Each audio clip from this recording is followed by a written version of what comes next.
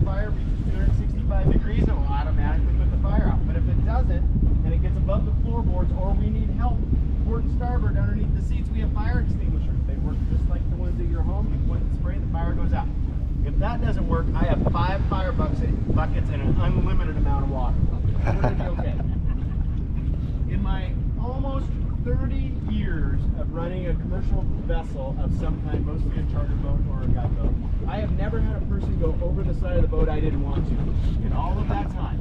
So it won't happen today. But if it happens, I need you to stay seated, and I need you to be my eyes and point, because I'm going to do a man overboard maneuver. I prefer the oval, but it doesn't matter which one you do.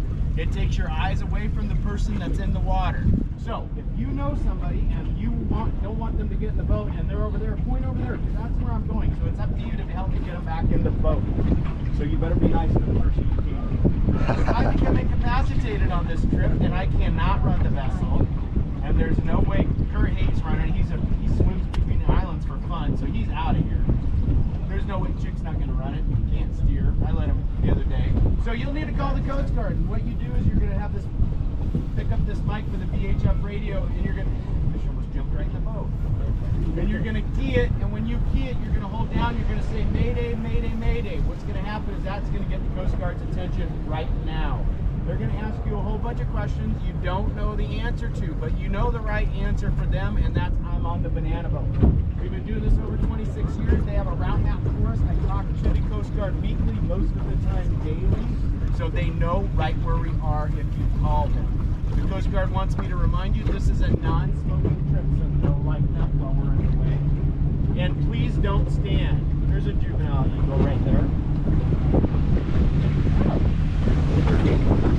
Yeah, he doesn't have his colorings yet. It takes 5 years for him that to happen. He's hanging out here. I was telling somebody earlier he's hanging out here because these are fish tenders out here. And in the 5 ports in Sitka, we cannot dump our fillets, our fish that are filleted, you would say, carcasses right out here. They dump them out here instead. And so the sea lions and the eagles love it right out in here. Also, no standing during the trips, and here's why. Running along the other day, and a sea lion grabbed one of these pinks that's jumping. Usually when I say that, I point out there's one jump. He grabbed it right in front of us at the wrong time and came out of the water, and I hit that sea lion going 20 knots. I put the brakes on. If you just stand up as far, nothing I can do about that. When I see a sea lion, sea lion, okay, swim underneath the boat, and the fish its mouth. That's maybe great. Probably wasn't really happy about bouncing off the tube, but other than that, he was okay. All right, with that being said, I don't go back for hats, so hang on to those. It's about a 12 to 15 minute run. Here we go. Is that a sea lion there? I don't know. Bobbing its head or something else? I think it's something else. It's been a bug for a long time. Yeah.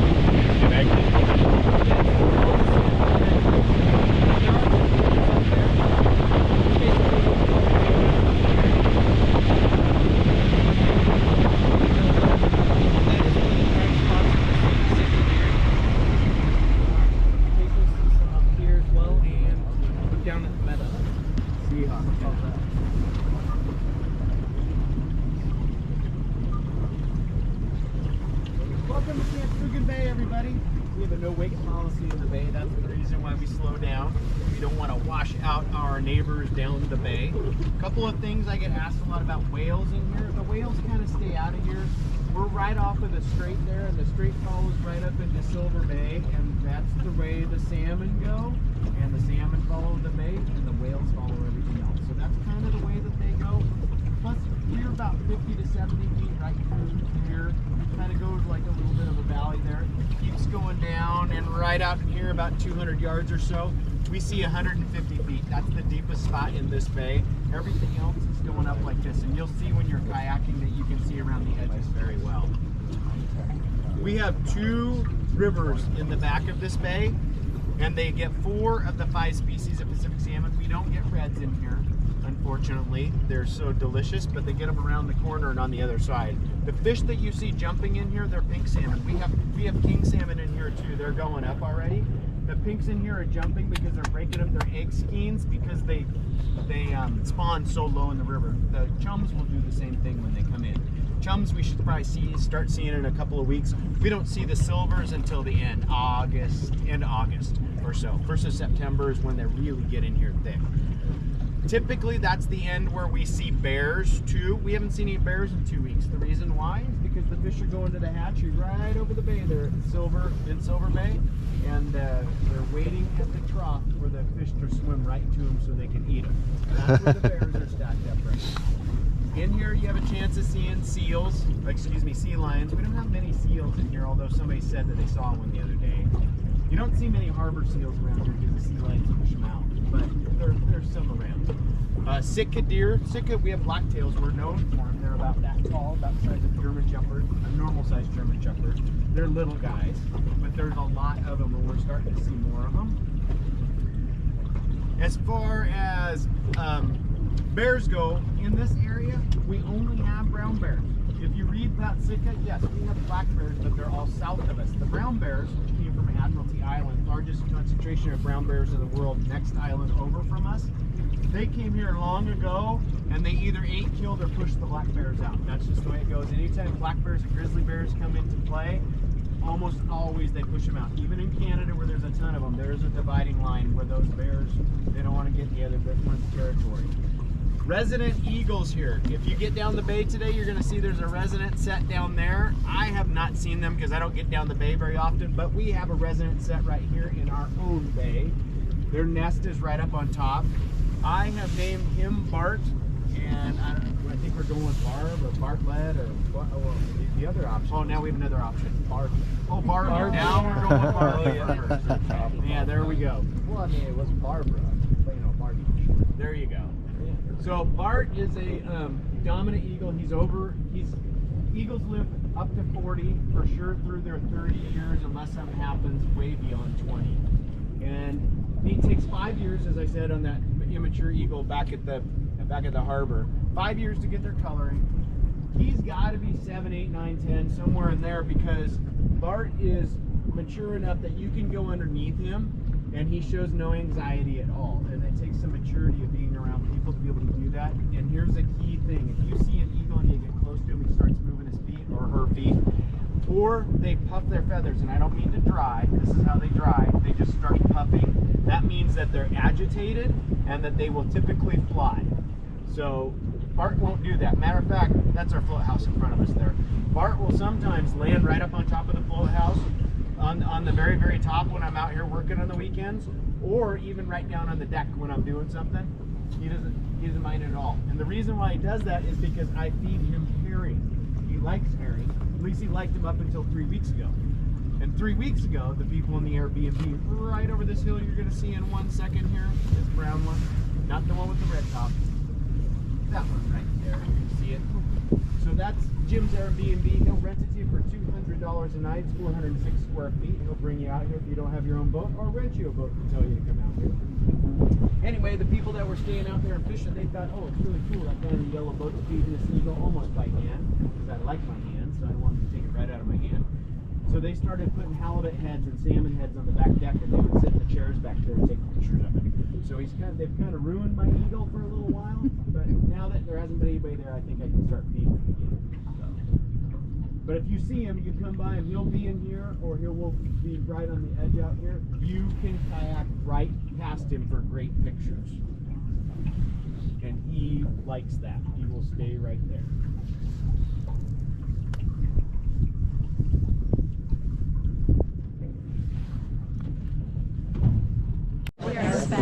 Boat. Where's my phone? All set? Awesome. Thank you. Sunscreen. Maybe didn't think we needed that in Alaska. Oh, I knew I Today. needed it. I need it everywhere. Well,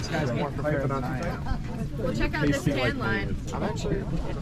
Put it in my side pocket. Hi! Want to make sure it's two. Let's send this for you if that's all right.